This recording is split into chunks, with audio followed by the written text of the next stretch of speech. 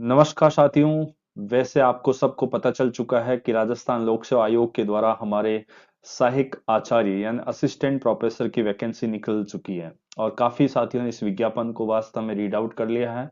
लेकिन क्या राजस्थान लोक सेवा आयोग पिछली सहायक आचार्य भर्ती जो हुई थी और वर्तमान में जो विज्ञापन निकला है उसके अंदर कुछ फेरबदल किया है?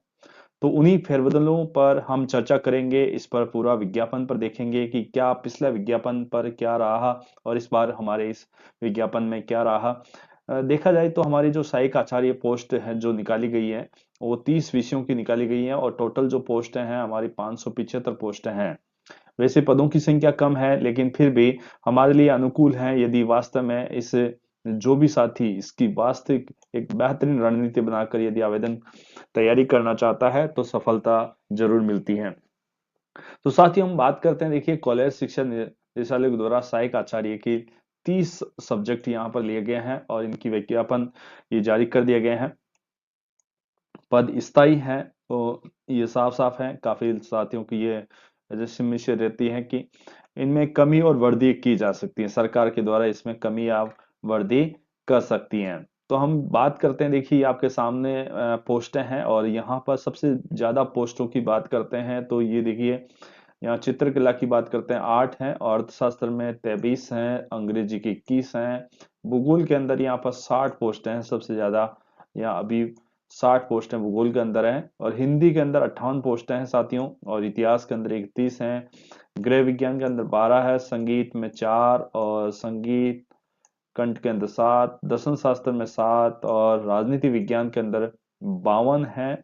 बड़ी बड़े सब्जेक्ट की हम बात कर रहे हैं जिसमें संस्कृत में यहाँ पर 26 हैं, समाजशास्त्र के अंदर यहाँ पर 24 हैं, इसके अलावा वनस्पति शास्त्र में 42 हैं और रसायन शास्त्र के अंदर 55 पोस्टें हैं साथियों।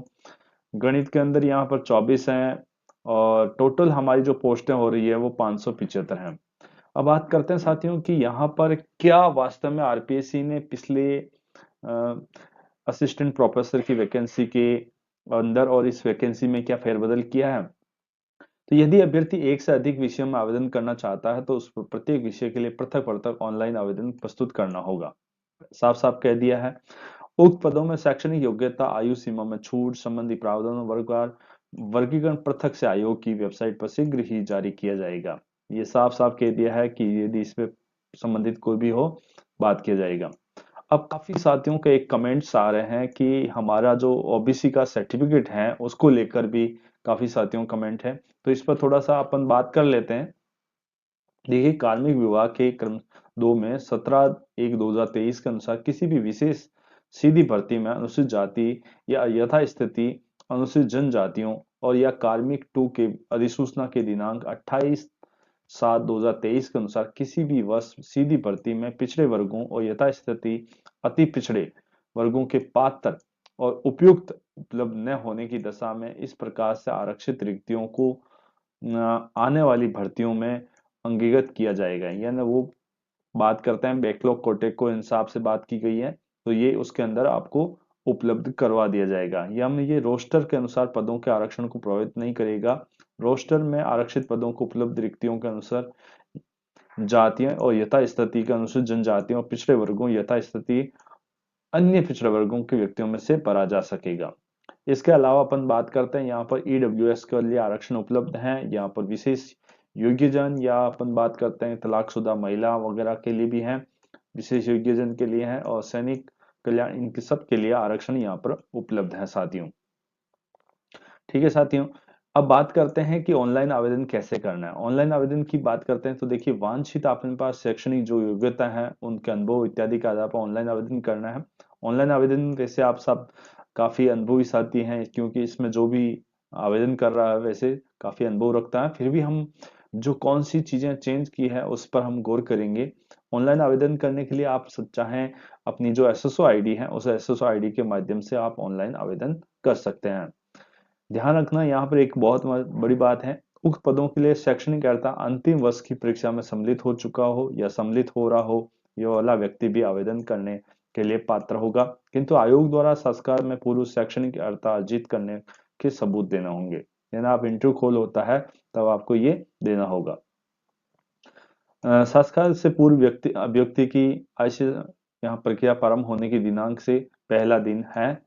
और देखिए बहुत अच्छी पे स्केल है, यहाँ पर पे बैंड ग्रेड पे की बात करते हैं तो यहाँ पर 15,600 यानी 39,100 यानी 6,000 ग्रेड पे के हिसाब से है। यहाँ पर देखिए नियत मासिक वेतन फिक्स दे होगा।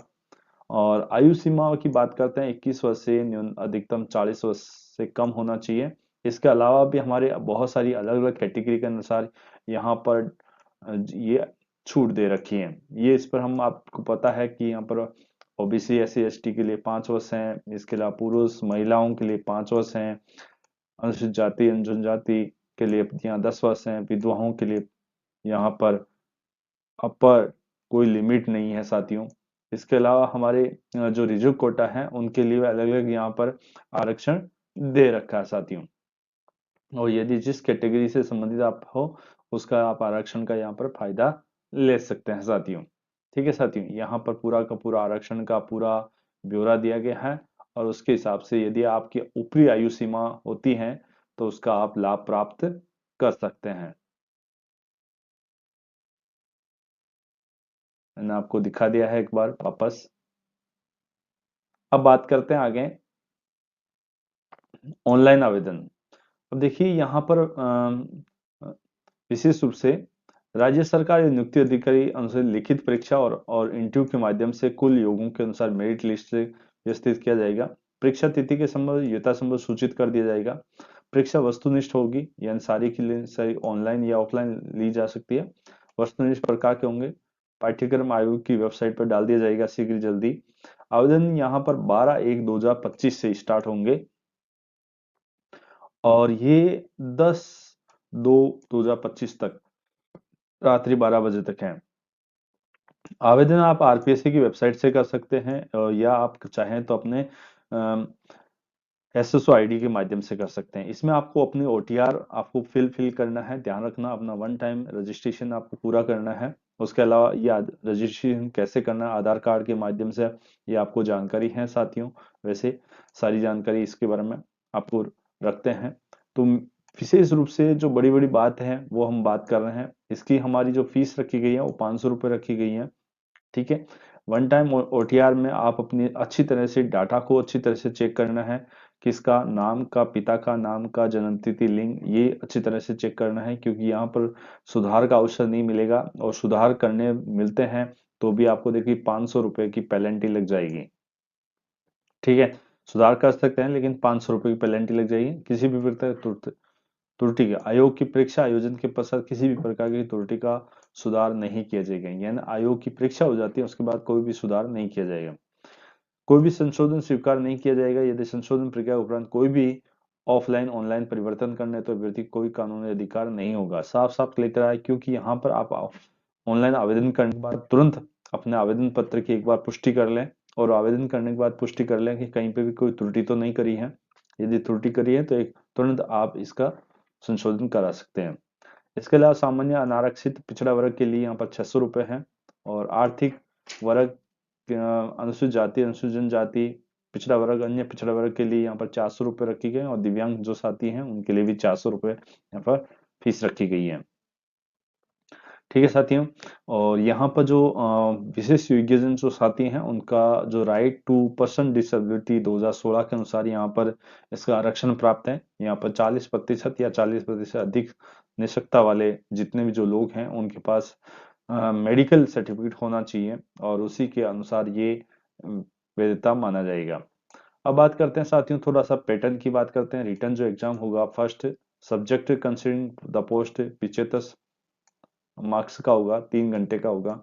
Subject the considering with the post 75 सवाल होंगे, 3 घंटे का होगा। इसके अलावा general study of the Rajasthan ये 50 मार्क्स का होगा और ये 2 घंटे का होगा और टोटल यहाँ पर 200 नंबर होंगे।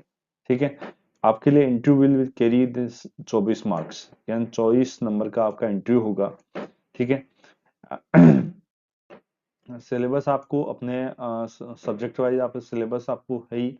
इसके अलावा अपन बात करते हैं यहाँ हमारे को जिस समय एग्जाम की बात करते हैं, एग्जाम देने जाते हैं उस समय ब्लू पॉइंट पेन का प्रयोग करना ही आप सब जान के रखते हैं। और इसके अलावा साथ बात करते हैं कि आपके online forum, mobile number, email ID वगैरह, ये आपके पास एक वैध ईमेल आईडी वगैरह ये जानकारी होनी चाहिए।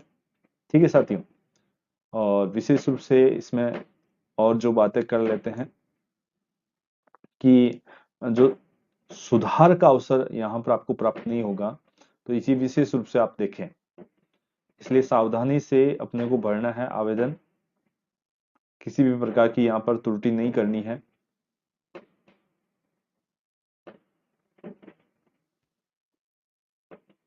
आपके सामने ये पूरा का पूरा जो आरपीएससी द्वारा जो विज्ञापन जारी किया गया है वो आपके सामने एक बार